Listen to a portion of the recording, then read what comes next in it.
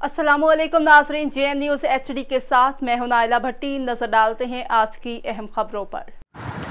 Tando Adam report Rashid Chauhan. JN news के reporter Rashid Chauhan की report के मुताबिक टंडो आदम में मूसलाधार बारिश ने तबाही मचा दी। टंडो आदम के कई इलाके ज़ेरे आब आ गए।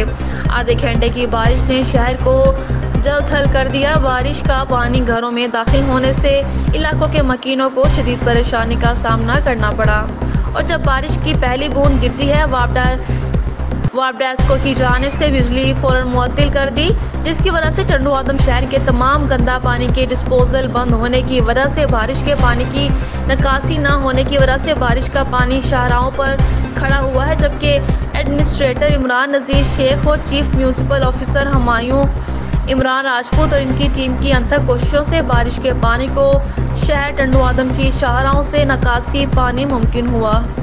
शहरियों का एडमिनिस्ट्रेटर इमरान नज़ीर शेख और chief municipal officer Humayun Imran Rajput को बेहतरीन कारकर्दगी पर खराज तहसीन पेश किया। Rashid Chauhan, press reporter, JN news, Tando आदम।